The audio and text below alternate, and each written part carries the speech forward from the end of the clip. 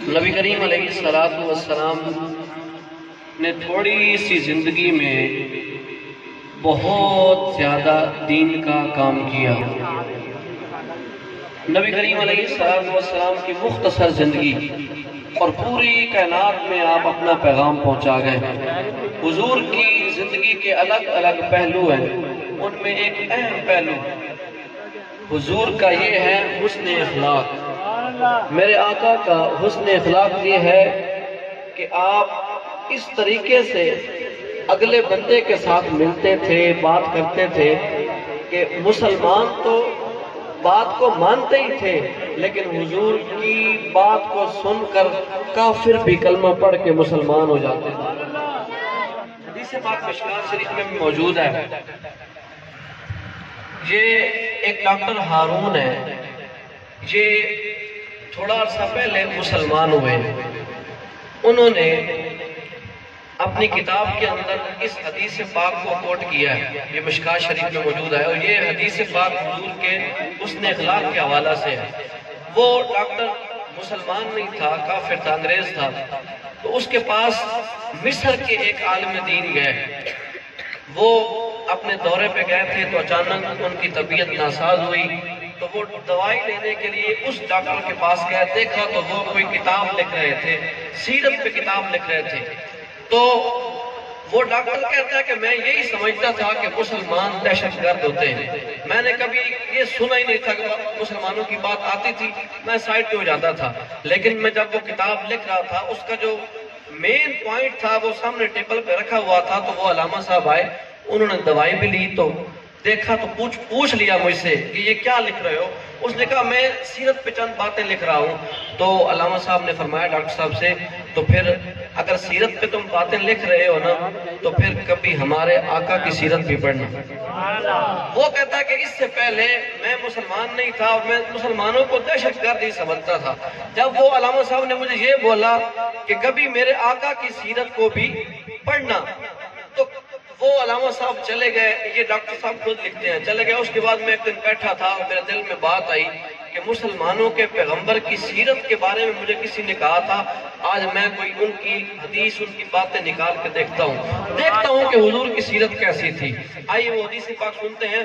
وہ ایک حدیث، وہ ڈاکٹر کہتا ہے میں نے ایک حدیث حضور کے حسن اخلاق کی پڑھی اور کلمہ پڑھ کے مسلمان ہوا۔ سبحان اللہ، نعرہ تکبیر، نعرہ رسالت، نعرہ رسالت۔ حدیث پاک کیا ہے؟ نبی کریم علیہ السلام مدینہ شریف سے نکلے، 7 صحابہ کرام علیہم رضوان ہیں، حضرت سلمان فارسی آپ روایت کرتے ہیں، 7 حضرت بلال حبشی بھی ہیں، حضور کے غلام ہیں۔ حضور بڑی جلدی میں تھے، حدیث کے لفظ ہے حضور بڑی جلدی میں تھے، نکلے، صحابہ ساتھ ہیں، جا رہے تھے، گلیوں سے گزرتے جا رہے تھے۔ اچانک حضور کی نظر پڑ گئی ایک بوڑھی عورت پہ، توجہ سے بیٹھے، حضور کی نظر پڑ گئی ایک بوڑھی عورت پہ، اور وہ رو رہی تھی، بیٹھی تھی رو رہی تھی۔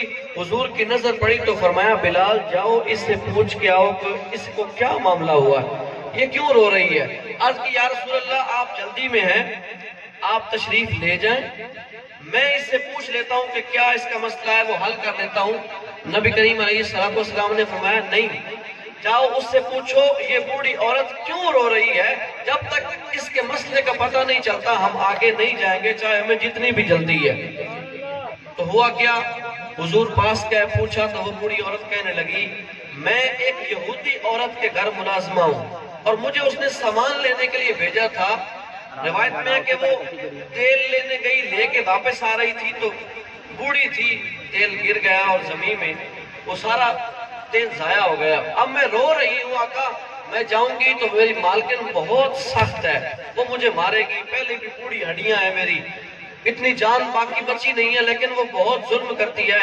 آقا کونین صلی اللہ علیہ وآلہ وسلم نے فرمایا بلال جاؤ جلدی سے 5 درہم کی جو تیل لائی تھی وہ اس کو خرید کر دو اور اس کو دے دو تاکہ اس کی مالکن اس کو کچھ نہ کہے۔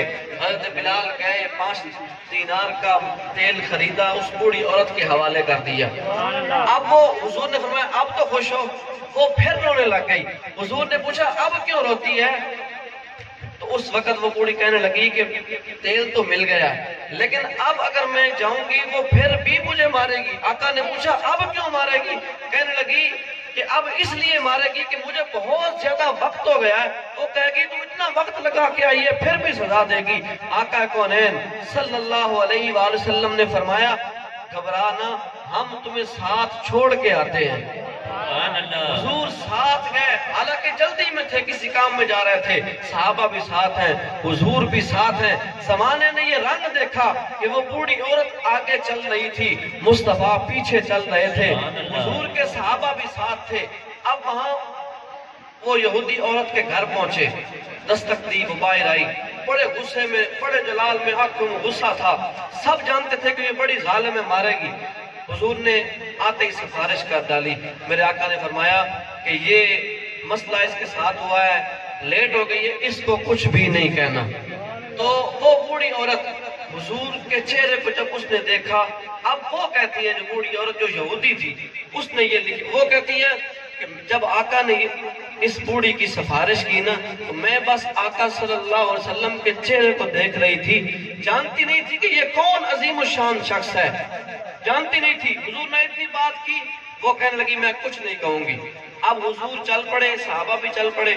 اب وہ جو یہودی عورت تھی اس نے اس بوڑھی عورت سے پوچھا جو خادمہ تھی، یہ تو بتا یہ جو تیری سفارش کرنے آیا تھا یہ تھا کون؟ آنکھوں میں حیا تھی، حسین چہرہ تھا، بولتے تھے تو رس بولتے تھے، نہ تم نے پوچھا نہ میں نے پوچھا یہ ہے کون؟ وہ بوڑھی عورت کہتی ہے کہ یہی تو ہے جس کو زمانہ محمد کہتا ہے۔ سبحان اللہ، یہی تو ہے جس کو زمانہ محمد کہتا ہے۔ جب یہ بات سنی نا اس یہودی عورت نے، وہ ڈاکٹر جو یہ حدیث کوٹ کر رہا ہے وہ کہتا ہے حضور کے اس حسن اخلاق کو دیکھ کر وہ دونوں بوڑھی عورتیں وہاں کلمہ پڑھ رہی تھی اور میں یہاں حدیث پڑھ کے کلمہ پڑھ رہا ہوں۔ سبحان اللہ، نعرہ تکبیر، نعرہ رسالت، نعرہ رسالت۔ فرمایا وہ وہاں کلمہ پڑھ رہی تھی اور میں رسول اللہ کا حسن اخلاق دیکھ کے وہاں حضور کی ایک حدیث پڑھ کے کلمہ پڑھ کے مسلمان ہو گیا۔ یہ میرے حضور کا حسن اخلاق، آقا کونین صلی اللہ علیہ وسلم کے حسن اخلاق پہ ایک اور حدیث۔ حضور نبی کریم علیہ السلام جلوہ افراد ساتھ صحابہ بھی تشریف فرما تھے، حضور بیٹھے تھے، ایک بدو شخص آیا حضور کی بارگاہ میں، عرض کرنے لگا کہ میں نے آپ کی سخاوت کے بڑے چرچے سنے کہ بڑا سخی ہے مدینے میں کوئی۔ حضور کے پاس آیا، حضور نے کچھ عطا کیا، جب اس کو عطا کیا تو وہ اس نے ایک بات کہی، کہنے لگا میں نے تو آپ کی سخاوت کے بارے میں بڑا سنا تھا لیکن آپ نے کچھ عطا تو نہیں کیا اتنا زیادہ، یہ بات کی۔ جب اس نے یہ بات کی تو حضرت عمر پاک پاس بیٹھے تھے، حضور کے جلیل القدر صحابی ہیں، جلال والے ہیں۔ جب یہ بات سنی تو انہوں نے تلوار نکال لی، تلوار نکالی اور کہا حضور میں اس کو قتل کروں گا، اس نے آپ کی گستاخی کی ہے۔ نبی کریم علیہ السلام نے فرمایا نہیں عمر جلدی نہ کرو، اس نے جو کہا ہے اس کو ہم راضی کر دیں گے۔ حضور اس کو ساتھ لے گئے گھر، اس کو دودھ پلایا، اس کو سرکہ دیا، کھجوریں کھلائی اور جتنا عطا کیا تھا اس سے دگنا نبی کریم علیہ السلام نے اس کو اور دے دیا۔ تو وہ کہنے لگا یا رسول اللہ اب بس کریں، اب تو یہ مجھ سے اٹھایا ہی نہیں جائے گا۔ عرض کرنے لگا میں اب راضی ہوں۔ تو حضور نے فرمایا اچھا یہ بات پھر تم میرے صحابہ کے سامنے کہتے ہو کہ میں راضی ہوں، میری سخاوت پہ تم راضی ہو؟ وہ کہنے لگا میں ضرور صحابہ کے ساتھ سامنے یہ بات کہوں گا۔ وہ باہر آیا اور اس نے یہ جملے کہے کہ اتنی تیز آندھی میں نے چلتی نہیں دیکھی جتنی تیز مصطفیٰ کی سخاوت۔ سبحان اللہ۔ تو حضور نے فرمایا میں نے صحابہ کے سامنے اس لیے کہلوایا ہے کہ جب تو نے کہا تھا حضور کچھ نہیں دیتے تو ان کے دل ٹوٹ گئے تھے، جب تو نے آ کے یہ کہا ہے کہ حضور کی سخاوت اتنی تیز چلتی ہے اتنی تیز تو ہوا بھی نہیں چلتی، اس لیے یہ بات سن کے مصطفیٰ کے صحابہ جو تھے وہ سارے خوش ہو گئے۔ آخری بات اس کے بعد انشاءاللہ صلاۃ والسلام پڑھتے ہیں۔ نبی کریم علیہ السلام